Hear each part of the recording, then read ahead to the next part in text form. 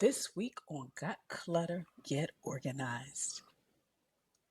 An organization is not a one-time event. And recently I shared this in a Facebook group post, Living Life Totally Organized, is that I want you to, I always tell them organizing is a journey. Because there's that beginning where you feel inspired and you want to do it and you start. But then what happens is that middle part is sometimes not pleasant. That middle part can be emotional. It can be overwhelming. You can get tired because you have to make a decision what stays in your life and what you need to let go of. But then it's that end part where, my goodness, I did it. I got rid of everything. And it's great when you get to that place. It's sort of like marathon runners. They decide they want to run a marathon. Well, they've got months of training. But then when they get there, all they want to do is cross the finish line. And that's what I hope you see organizing is. It's just about your finish line.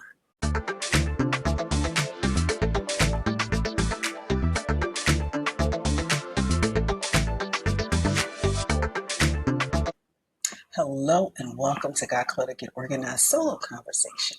And this conversation is all about you kind of going behind the scenes and really learning some of the things that help me live an organized life. Some of you have read them over the years and you've heard me mention them now and then, but I really wanted to kind of just give you an overview in one episode of everything I do. And as you know, it starts the night before. Usually it doesn't take me more than 15 minutes. I plan out what I'm going to wear. And of course, it depends on the weather because, the weather has been fluctuating. But also, I not only lay out my clothes, but I also think about what I need to take. Whether I need to take, if I'm going to a client, if I need to take that tote bag, and I need to make sure all of those essentials, client files, my notebook, if I need to take notes, and any information I need to take with them. Maybe I'm just hanging out with some friends, but because of where I'm hanging out, I want to maybe pop into Staples and maybe recycle things, check on my mail, make sure I have a place to put that. So those are some things as well. And of course, making sure the most essential thing, whether I'm taking like a little, whether it's a backpack, a wallet, or my shoulder bag, all of the essentials are there. All the things that I need. Maybe I'm going to the museum, so I got to make sure I have the tickets for that. I've got my keys. I've got all the things I need. So it starts the night before. And it's like, it takes me no longer than 15 minutes. That's the first thing is. And then, of course, I have my morning routine, which is really sacred to me. And that really helps me fill my cup before I give to my clients, to if I'm hanging out with friends, or even if I just want to, it's almost like my self-care. So I start usually reading my Bible, I pray, I meditate. That's part of really helping me give to myself. And I also listen to inspirational music as well. And then, of course, I do some just development for me personally, and I have like a mini Spanish lesson. I use one of the apps. There's lots out there. And I do that just to kind of just help me stay alert, help my mind continue to learn something new. So that's part of that morning routine. And then, of course, I also make sure throughout my day. So that is a couple of things I do. So you've already heard about my night before, my morning routine. So throughout the day, I make sure I exercise. I make sure I move. Now, if I'm going to be working from home, I'll do some squats, I'll do some exercise. But if I know that I'm going to go out, and there are times when I do go out, I make sure that I walk because it's very important to me as well. I also review my schedule, look at my email, see if anything's come in that I need to deal with immediately. But also, again, do I need to mentally prepare for something? Maybe I'm doing a webinar. Or maybe I've got a virtual client consultation, or maybe I just have a meeting with a colleague where we're collaborating on something. Just kind of reviewing and making sure that I am ready and prepared for that. And of course, making sure that I take a lunch or a break. Again, I take a lunch or a break because it allows me a moment in my day to just pause, a moment in my day to recharge. And sometimes maybe I do need to strategize how the rest of my day goes, or maybe I do need to do some strategizing for the rest of the week. But doing that pause, breaks, lunch allows me to do that. And then, of course, there is the end of my day. And that's where I slow down. That's where I make sure I eat a healthy meal. And that comes from doing things. And I'm going to talk about my weekly planning. But making sure I eat a healthy meal. Making sure I watch something funny.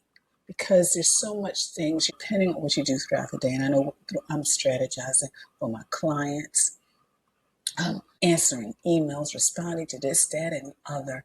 And sometimes I need to take a moment and just kind of pause and just laugh. And sometimes I'll watch things 2 or 3 times because they just are so funny to me.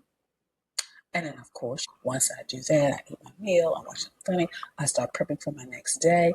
And then, as you know, and if you follow me, I always write one thing that I am grateful for and put it in my jar. Because I want to show gratitude just for the day, for the opportunities, etc. And then, of course, let's talk about other things as well. Now, I'll kind of share with you what I do for morning, during my work day, and in the evening. But what about those other things, Janet? Like the mail. First of all, most of my things come either electronically or I can ask, or I get an email or text saying, hey, this is what the bill is next month, etc. So that cuts down on a lot of my paperwork. But the one thing I started doing is, and I would suggest you do one or two things. First of all, because I don't get a lot of physical paper, I can shred it immediately, and it takes me less than maybe 2 minutes to really shred my paperwork, the things that junk mail that comes in that may have my address or personal information. But also what you can do is you can create a to-shred box or basket. And once it gets to a certain point, then just schedule time, whether weekly, bi-weekly, or monthly to get rid of it. But for me, I just shred it as it comes in. And then, of course, if I have to scan something, so that way I don't have to have the physical paperwork, because I am learning more and more the value of scanning, because I don't have a lot of physical paperwork, but I can always access the information immediately. Now let's talk about weekly planning. Once a week, I sit down, 30 minutes, maybe less, and really look at my next week so I can be a little bit more strategic. And that goes from making sure that I schedule time. I just review my schedule, see what I need to plan for, block out time. Sometimes we do need to block out time before or after a meeting. And also making sure that when you do have to travel to locations, double the time it takes. Someone shared with me, as they were in the midst of planning a wedding, and they said, where the location was to take photos after the wedding to where the reception was is 15 minutes. I said, you better double it and make 30, because you're talking, because I knew the area, and the area can get congested.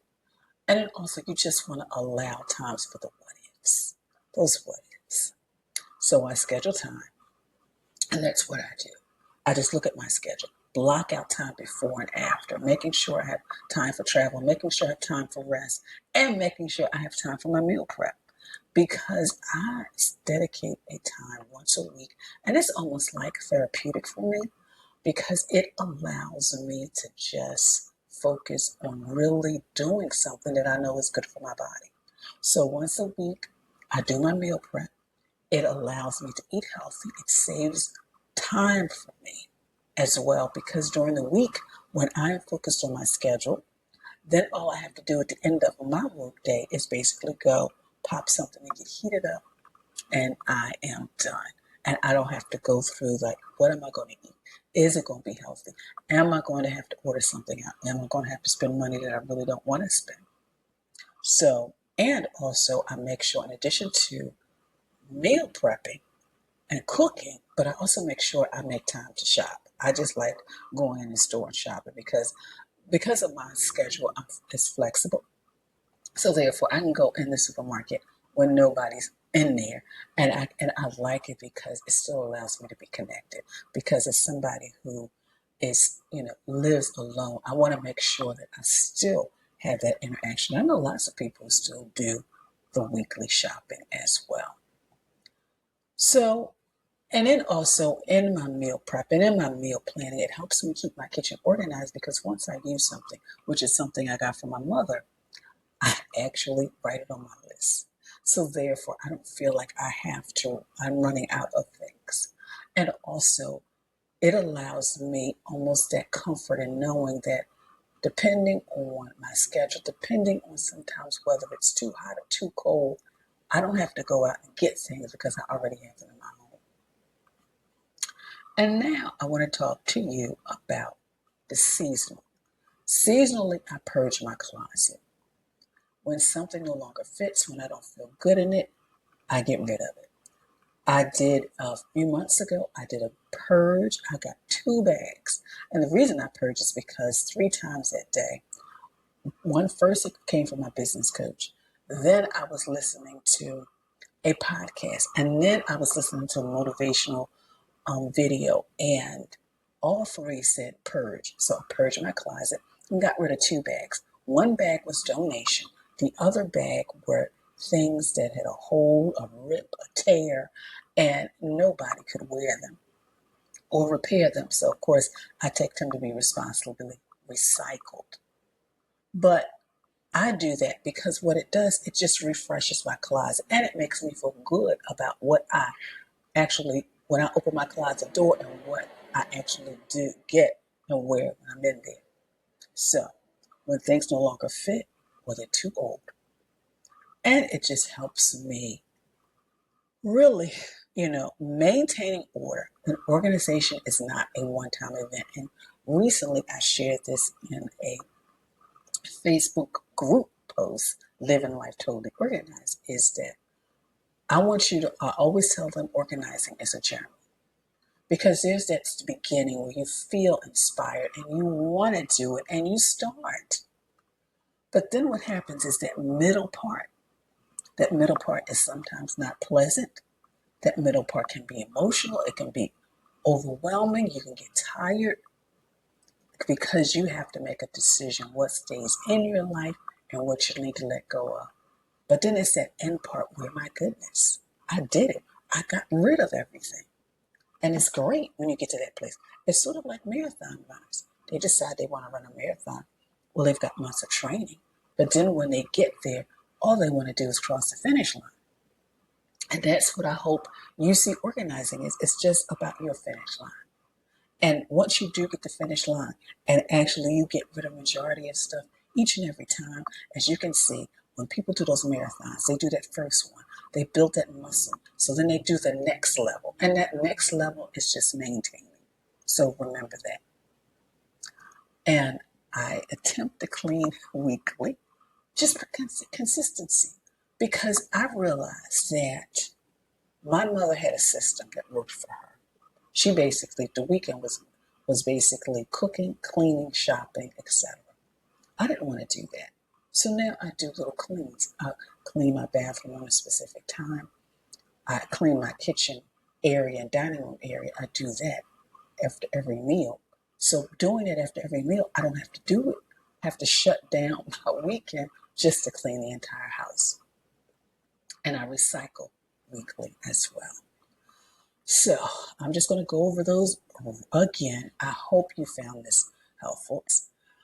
First of all, the night before, making sure you do that 15 minutes the night before, making sure you have a morning routine, whether it's walking the dog or just doing some stretches, making sure that you are prepared during your day. So when you walk out the door, or even if you're sick, you feel organized and in control. Making sure you have a routine on how you end your day as well. And just managing the mail and the paperwork, having a weekly plan, doing some meal prep, which can part of your weekly plan, and make sure you do some seasonal organizing as well. So, again, just review this, and I would love to know what you are going to focus on, because you don't have to focus on all of them. Just focus on one thing. You know what? I want to do my meal prep, or I want to really start getting ready the night before. Please let me know. So again, maintaining organization is not a one-time event. It's a daily practice. So basically, just remember that as well. So if continue to have a clutter-free day. Thank you so much for joining me. So, what did you think of the solo conversation? What are you going to actually start focusing on so you can live that organized life that you want to live? And maybe you don't have to focus on all the areas. Maybe you already got planning and prep. You already know how to do that. You've already got a morning routine. You even have an evening routine, but maybe you just need to get on top of all the paperwork and the mail and things like that. So please share it with me. I want to thank you so much for joining me. I hope you are already subscribed to this channel. And of course, for those of you who do not, make sure you listen to the entire audio version of this podcast, because this is just a portion, because I share, of course, my Talks at Tuesday. I share Organizing with Janet. I share Taylor's Tip Time. I even give a quote. So I want you to continue to have a clutter-free day. So again, make sure, and don't forget to check out the links below. So continue to live a life that is totally organized. Have a great one.